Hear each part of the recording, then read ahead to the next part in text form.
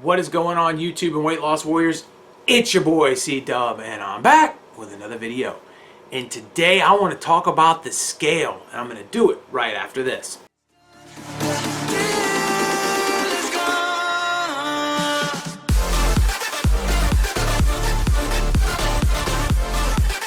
What is happening? My name is C-Dub, and if you're new to this channel, I lost 125 pounds eating just one time a day.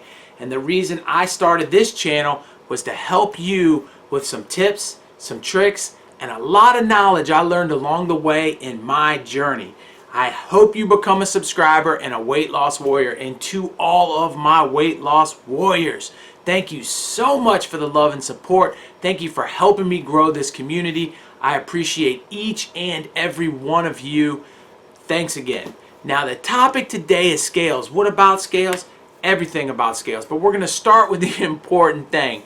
When we're talking about a weight loss journey, I had a subscriber write me the other day and say that the scale is so discouraging that although in the course of 6 months she's lost an awful lot of weight, when she weighs herself, she's just beating herself up, and it makes her want to fall off the fasting bandwagon, and she doesn't really understand. And so I had her send me a little chart she had made on her weight loss progression, and her chart did one of these things where it is going down but going up and down, up and down, up and down, up and down, and it's going down more than it's going up. But her problem was, if she weighs in on Monday and she's lost a pound, she weighs in on Tuesday, she's gained 0.8, she weighs in on Wednesday, she's lost 0.6, she weighs in on Thursday, she's gained 0.4, and she's so frustrated. And when she sees these gains, she really wants to get off the fasting bandwagon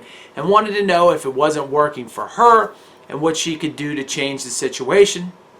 And I was like, I've been through this so many times, and I cannot tell you how many people write to me with the same kind of concerns and the same kind of frustrations.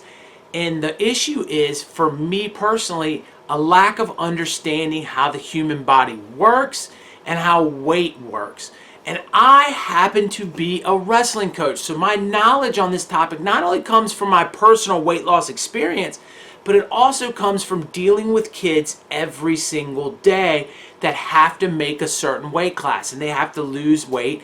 And I've had kids back before there were a bunch of rules in place lose 20 pounds a week, and I'm still have kids losing as many as a kid can lose 4 or 5 pounds to maybe even as many as 10 in a wrestling practice if they're really, really, really working.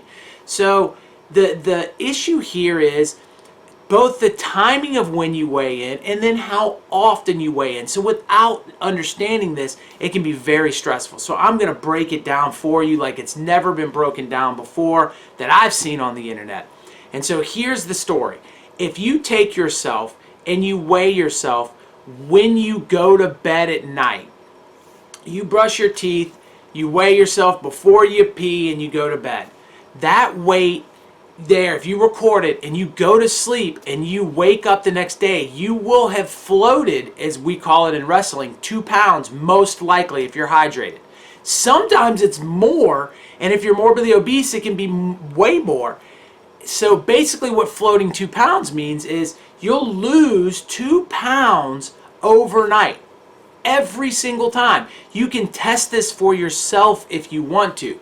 Go to bed, brush your teeth, weigh yourself, pee, go to bed, wake up the next morning, 2 pounds lighter. So did you really lose 2 pounds? Did your body burn 2 pounds of weight overnight? The answer is obviously no. You sweat so much at night, it's not even funny. You just don't realize you are. And it happens regardless unless you're super dehydrated.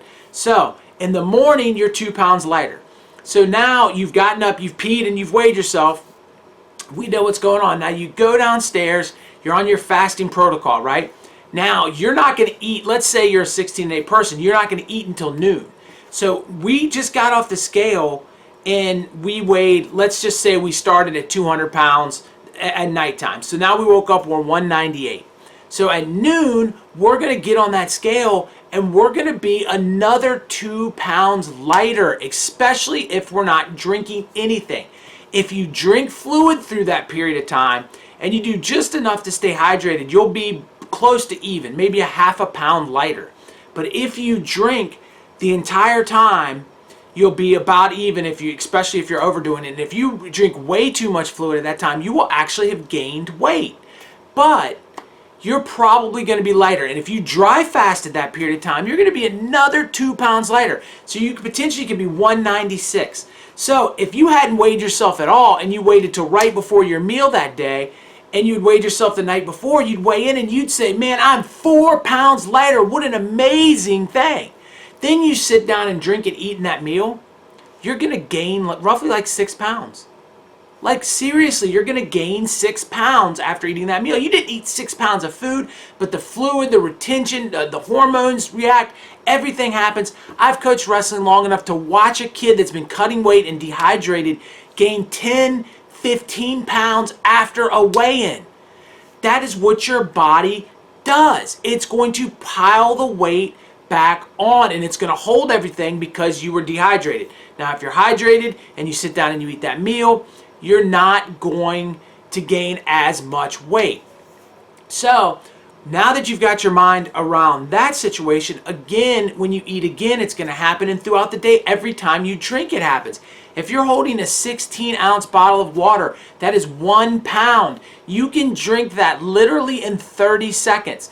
Now, keep in mind that 90% of that you're going to pee out within, 2 hours? But right after you drink it, it is going to move your weight on a scale for a full pound. And the last 10% you're going to sweat. Remember, you are sweating and shedding skin all day long. So you're losing weight through sweating, shedding skin, and then every time you go to the bathroom. So it is a balanced system. But if you're consistently weighing yourself, the numbers are going to move. They're not going to move a little bit. They're going to move a massive amount. Especially if you've just eaten or drank something. It is going to affect you greatly. So you've got to understand that. And so if you are one of those people that are weighing yourself in the morning, then at night, and you're excited in the mornings and you're sad at nights and you don't understand, all of this plays a huge role. I would say at any given time, you're in a 5 pound swing if you're just living a normal life and you're not trying to do anything additional.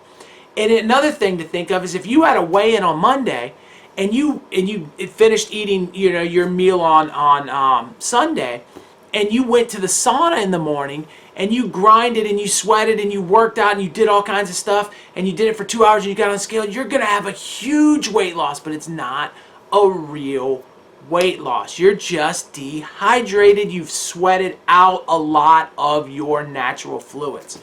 And some of you are going to retain fluids a little bit easier than other people. Some people are going to be massive sweaters and other people aren't going to sweat very much. All of that can play factors. But at the end of the day, it's very important to understand that weight fluctuation is big, and that anybody that's been a boxer or a wrestler or an MMA fighter that's had to make weight can relate directly to what I'm saying, because they understand when they have to stop and what they can do. They understand when they can drink a bottle of water and when they can't. I had a wrestler, be a half a pound underweight, and he drank a bottle of water and he was a half a pound overweight, and I was like, come on, why would you drink a whole bottle of water? He couldn't comprehend that that was an actual pound. And sure, 2 hours later it would be gone, but he had to weigh in right away or within a half an hour. So now he's got to run to lose a half a pound, which he was able to do. So ultimately, you kind of seeing that it's a balance here. So how do you combat that situation? And here's why I am an advocate for not weighing yourself in daily.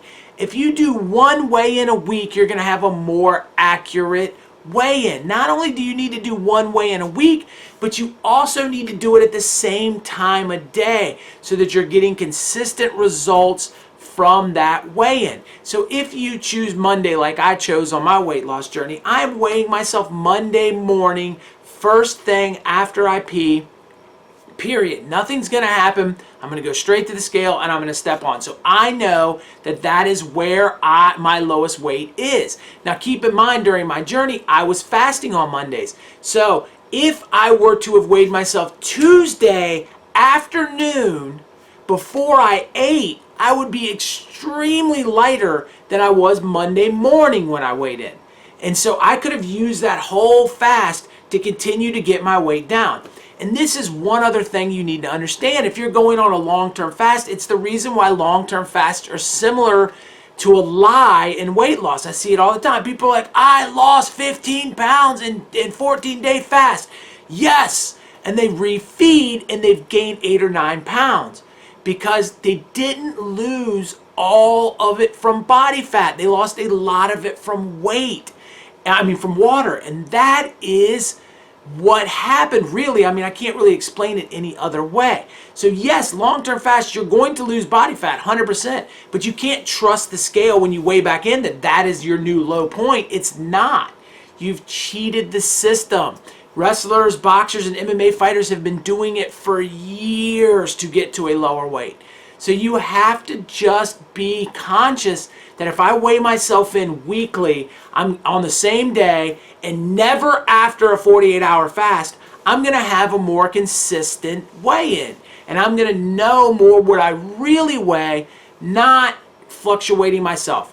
Because I see it all the time. And lastly, if you can't do that, if you're the person that says, no, I need to see the scale so I know what to do that day and whether I'm gaining and whether I'm losing, and I have to weigh myself in every single day, I'm going to make one solid suggestion to you, that you do not care daily what that weigh-in is. You just record them for all 7 days and divide them by 7 to see what your weekly weight loss really was. Because you are going to have days where you're 3 pounds lighter, and you're going to have days when you're 2.5 pounds heavier. And on the 2.5 pound days, you're going to be angry and upset. And you just don't have to be, because you're still trending your way down. Last note I have to say about this is keeping in mind that women's fluctuations are going to be larger than men's. So if you're a woman and you're doing daily weigh-ins, your weight can be all over the place, especially when it's your time of the month. That's going to affect your weight tremendously. You're going to hold all your water in. You're always going to be heavier during that period of time. So all of these things are things that you need to understand in your weight loss journey so that it makes it easier and less stressful for you. I hope that I broke this down well, and I hope that you now understand what goes on with a scale and why your weight's all over the place. I also want to bring up the fact that fat cells let's make this a fat cell. If this whole thing is a fat cell, as you lose weight, now it's only half filled. Sometimes your body can fill that in with water, and if your body fills that in with water, now your weight isn't gonna change as much, and you're not gonna have access to sweat that out because it's gonna be in a fat cell. But then out of nowhere, when your body realizes, hey, listen, he's getting smaller, we've gotta just go ahead and shrink this fat cell. Not shrink it, but let it go down. What'll basically happen, I guess it is shrinking it. You'll shrink that fat cell. What'll happen is your body will wash that water out and you'll have a massive weight loss. So that's another thing you gotta think of. Sometimes you see that you're losing inches and you're not losing weight, but then out of nowhere, you'll have one of those huge weeks of weight loss. All right, you guys see it right over here. It's my face. Click on it and subscribe to this channel. It is free, but the information I'm bringing to you is priceless. Thank you for joining me. Thank you for being a weight loss warrior. I'll catch you on the next one. Peace.